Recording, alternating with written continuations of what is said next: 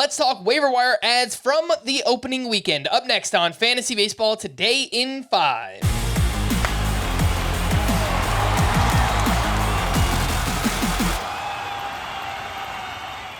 Welcome into FBT in 5 on Monday, April Fool's Day. Be careful out there. I am Frank Stanfield, joined by Scott White, and let's talk waiver wire pitchers.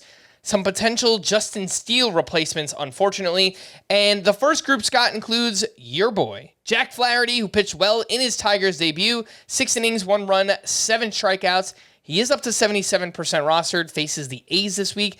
Jared Jones racked up 10 strikeouts in his Major League debut against the Marlins. He is 57% rostered. Seth Lugo had a great Royals debut against the Twins, where he threw 6 shutout innings with 4 strikeouts. And Brady Singer was dominant against the Minnesota Twins as well. 7 shutout innings with 10 strikeouts in that outing. Scott, how would you rank this group? Singer, Lugo, Flaherty, and Jared Jones.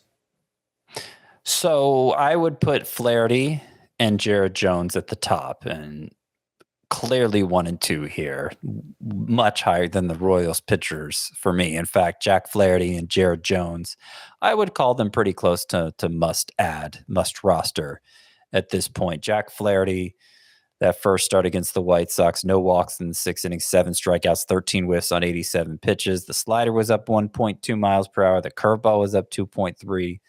The fastball was up only 0.4, not as big of a jump as we were seeing in spring training, but it was also 47-degree weather he was pitching in. So I think the results and the velocity we saw on the other pitches still very encouraging for Flaherty, a good indication that those gains from spring training are going to carry over.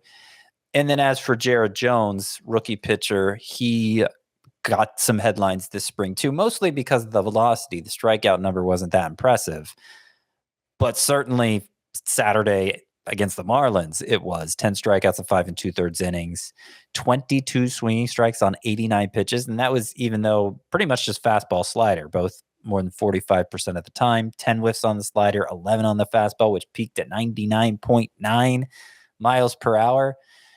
It just looks like Jared Jones has a special knockout arsenal, and there will be innings concerns as a rookie and maybe consistency concerns, but the upside is enough, I think, at this point to go ahead and take a shot on him. Not as interested in Seth Lugo and Brady Singer. Obviously a dominant start for Singer against the Twins, but don't see a lot of changes there. His track record doesn't show a lot of strikeout upside, so I'm calling it a fluke at this point. Scott, we and the fantasy community collectively really liked AJ Puk and what we saw in spring training. His first outing, not great. He gave up 4 runs, 6 walks over just 2 innings of work. Would you drop AJ Puk for either Jack Flaherty or Jared Jones? I called those 2 must-adds, so I guess if it really came down to it, I would, just from the perspective, okay, that's a shallow league we're talking about. This may be your only chance at Flaherty and Jones. Puk after such a terrible outing. Maybe you get another shot at him, but speaking to standard size leagues and deeper where Puk wasn't your last pick or anything close to it, I want to hold on to Puk because this start was so out of character with the 6 walks that it's clear something was going on. And there isn't an honest analysis to be done of this start because it was just a weird thing that happened. And both AJ Puk and Skip Schumacher, the Marlins manager, referred to a gripping issue. He had difficulty gripping the ball, which might explain the control issue there. It is his first time starting as a major leaguer, and maybe we'll come to find out he can't handle the role. I'm open to that possibility, but I don't think this start is a fair interpretation. That's a fair interpretation to make. I think we need to see AJ Puk start again, hopefully under better circumstances, hopefully has the grip issue down.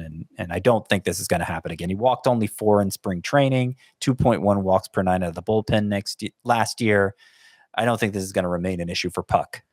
Royce Lewis suffered a severe quad strain and will be sidelined over a month, Scott. So we need replacements. In shallower leagues, how do you rank this group? Matt Chapman, Colt Keith, Michael Garcia, Eugenio Suarez.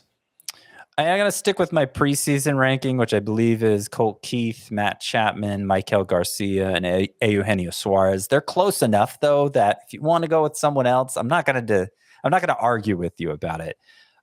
If you're just looking for next week, Michael Garcia with the Royals having the best matchups is a sleeper hitter for next week, and those others aren't.